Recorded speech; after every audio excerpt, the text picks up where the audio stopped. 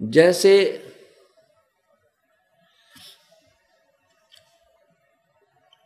जैसे श्री रामचंद्र जी वनवास में थे और वहां सीता जी थी, लक्ष्मण जी थे और वहां एक बगीची बो रखी थी फूल फालों की। तो उसमें एक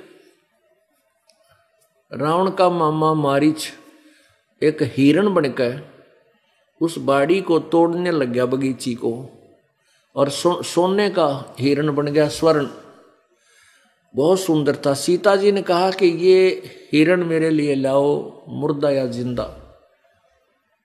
उन्हें हट कर ली। ये आपने कथा सुन भी रखी है। श्री राम जी जब वहां से चलने लगे, सीता की जिद देखकर, हठ देख करके राम लक्ष्मण को कहकर चले गए, भैया तू मत आना मेरे पीछे से, अकेली सीता जी को नहीं छोड़ना है, और आए भी किसी कोई मजबूरी भी बन जावे तो इसके चारों तरफ मंत्रित रेखा खींच कर आना। तो कहने का भाव ये है कि श्री रामचंद्र जी चले गए, वहां जाकर के उस मायावी हिरण ने, मारीच ने आकाशवाणी की, हा राम, हाय लक्ष्मण मर गया, हाय लक्ष्मण मर गया। तो सीता जी ने लक्ष्मण को कहा, तेरा भाई मर गया, तू जा।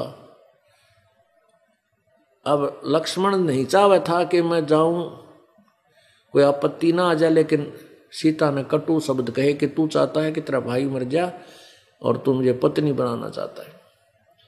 इस तरह की कटु शब्द सुनने से उसने कहा, माता मैं जाऊं हूं, बड़े भाई की बहन पत्नी है, लेकिन एक काम करना, मैं ये चारों तरफ ये रेखा खींच के जाता हूं इस कुटी के, इससे बाहर मत जाना।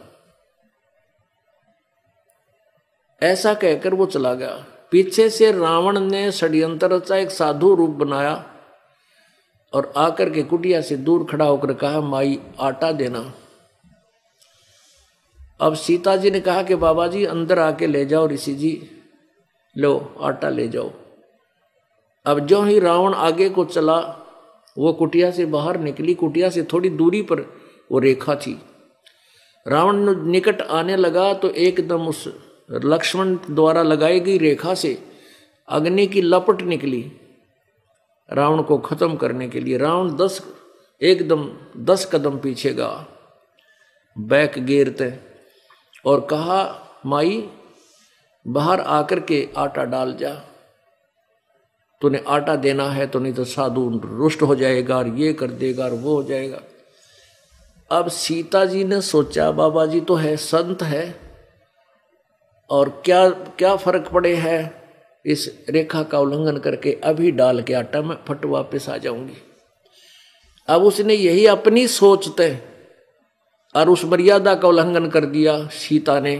ज्यों ही वो लक्ष्मण उस रेखा को पार करके गई, 2 कदम आगे गई थी, तभी रावण ने भाग करके उसको उठा लिया और उठा करके अपनी कैद में डाल दी।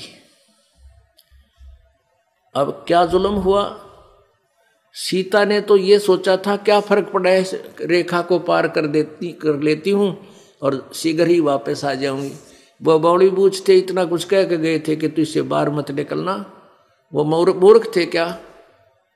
लेकिन हम अपनी सूझ मनमाना आचरण करके हम दुखी हो रहे हैं। सीता ने मनमाना आचरण किया, रेखा का उल्लंघन, मर्यादा का उल्लंघन कर दिया, और क्या बना, आप दुखी हुई, श्री राम दुखी हुआ, लक्ष्मण भटका और करोड़ों आदमी मर गए जब सीता वापस आई।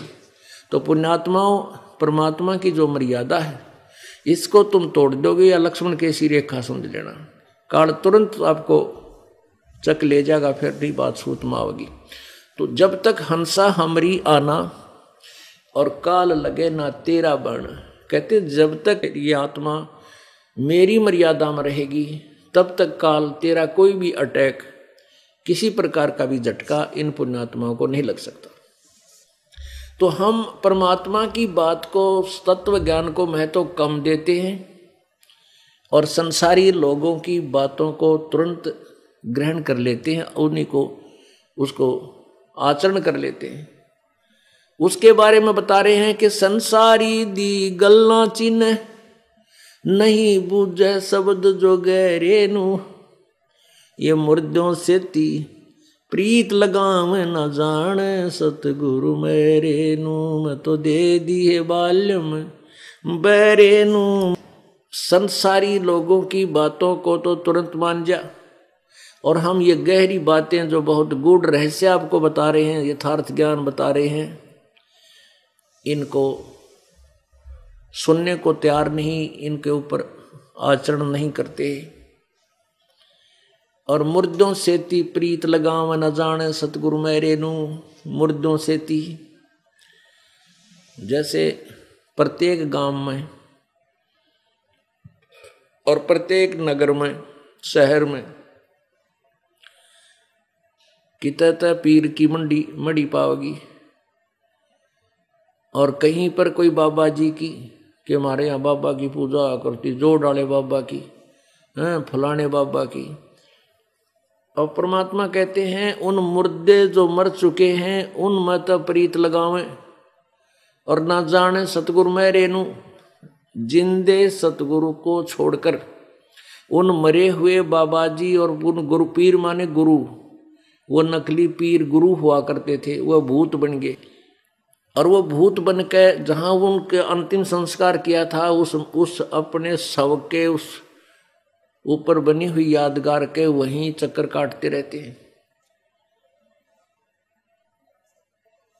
तो परमात्मा कहते हैं कि जैसे कोई वैद्य था और उस वैद्य की होगी मृत्यु, वह जब जीवित था नब्ज देखता था, दवाई बनाकर गोट के बढ़िया पुड़िया दे देता था, अगले बच्चा बेटा बेटी इसको ऐसे ऐसे खाना, ये इसके जो है पथ्य रखना, ये परहेज रखना, वो बच्चा, वो रोगी स्वस्थ हो जाता था उस जीवित वैद्य के द्वारा दी गई औषधि से।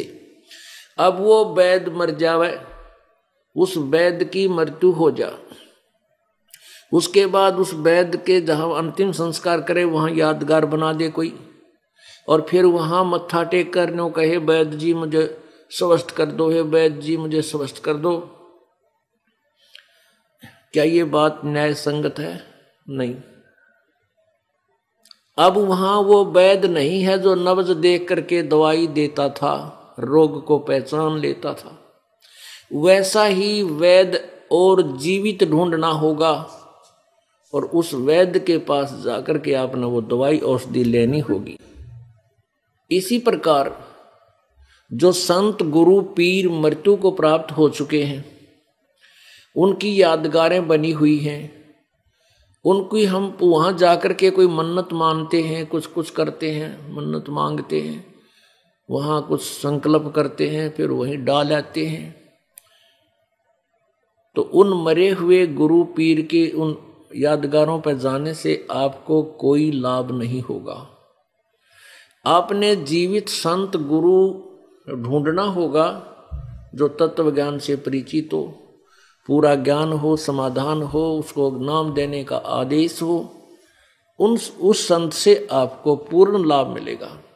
पर्वत पर्वत में फिरा कारण अपने राम, राम जैसे संत मिले जिन सारे सब काम। प्रभु कहते हैं, कबीर परमेश्वर आप ही परमात्मा हैं, परमेश्वर हैं, और आप ही एक भक्त की भूमिका करते हैं। हमें समझाने के लिए कहते हैं पर्वत पर्वत में फिरा कारण अपने राम, राम जैसे संत मिले जिन सारे सब काम।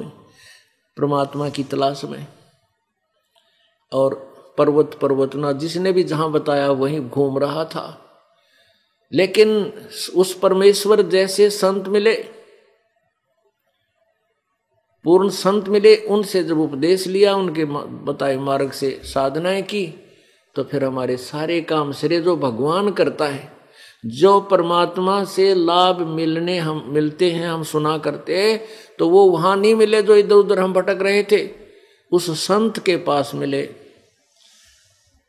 राम जैसे संत मिले।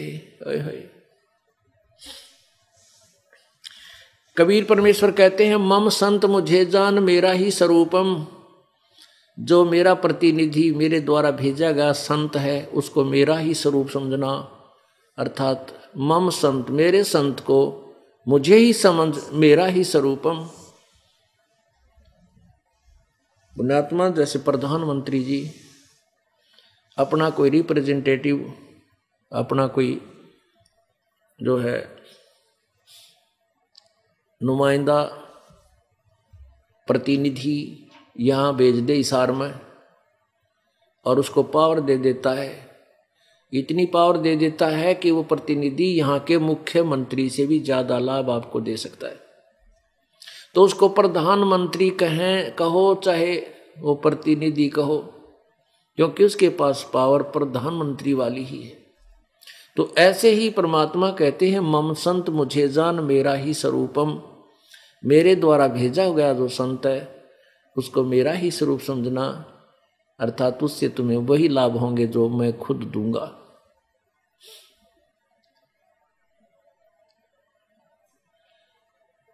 अब क्या बता रहे हैं?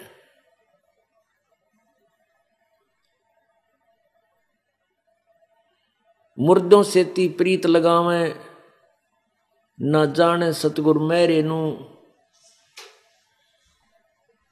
फिर क्या बताते हैं? श्वेत छतर सिर मुकुट बिराज देखत ना उस चेहरे नू। श्वेत छतर सिर मुकुट बिराज देखत ना उस चेहरे नू। ऊंची थलियां खेती बोवे ये भूल गए निज डेरे नू। ऊंची थलियां खेती बोवे भूल गए निज डेरे नू। मैं तो दे दी है बालम बैरे नू। मैं तो दे दी है बालम बैरे नू।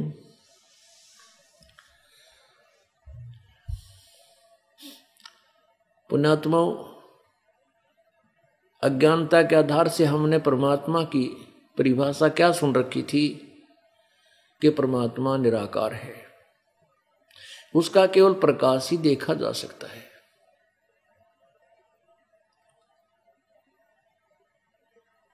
एक बात तो ये विचार करने की है कि हमारी बुद्धि बिल्कुल काम करना बंद कर चुकी थी भगवान के बारे में। हम विचार भी नहीं कर सकते थे इतना भी कि कहते हैं प्रभु का प्रकाश देखा जा सकता है, प्रभु निराकार है। अब जैसे कोई कहे कि सूर्य निराकार है, सूर्य का प्रकाश देखा जा सकता है,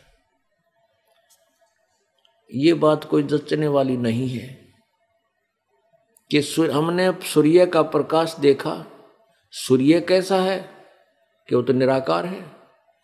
हमने ट्यूब लाइट देखा, ट्यूब कैसा है, ट्यूब निराकार है। ये थ्योरी किसी आंखों वाले की नहीं हो सकती, अंधे की अंधे से सुनी हुई हो सकती है। ऐसे ही हमने अभी तक जितने भी ऋषि महर्षि गुरु संत जिनसे सुना उन्होंने यही बताया परमात्मा निराकार है, परमात्मा निराकार है। वो दिखाई थोड़े देता है, वो तो अनुभव की बात होती है।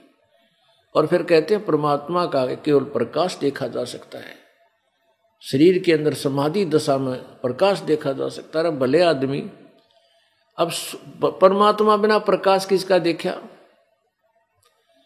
परमात्मा परमेश्वर स शरीर है, मनुष्य सदृश उसका शरीर है।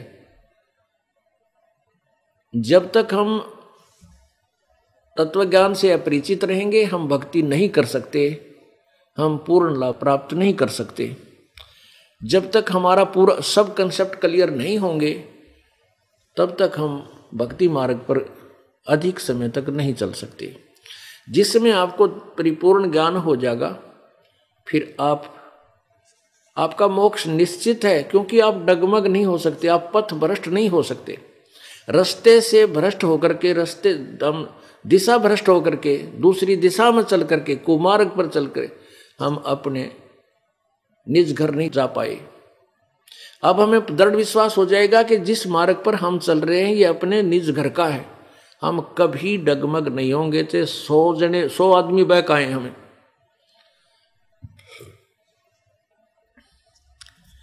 इसलिए हमें सबसे पहले ये जानना होगा कि परमात्मा कैसा है, वो साकार है या निराकार है। परमात्मा साकार है, मनुष्य जैसा है, और वो सशरीर है। अंतर इतना है कि प्रभु का शरीर तेजो में है, प्रकाश है, प्रकाश युक्त है, प्रकाश में है। जैसे अब सूर्य है, ये प्रकाश युक्त है, तेजो में है। इसी प्रकार परमेश्वर का शरीर तेजो में है, इसलिए वेदों में उसे अग्नि शब्द से संबोधित किया है। अग्नि का अर्थ होता है प्रकाश युक्त, प्रकाश में परमेश्वर। अग्नि तनुरसी, हे प्रकाश में परमेश्वर आपका शरीर है। विष्णवे तवा सोमस्य तनुरसी, उस परमेश्वर का सबके धारण पोषण करने के लिए भी उसका एक शरीर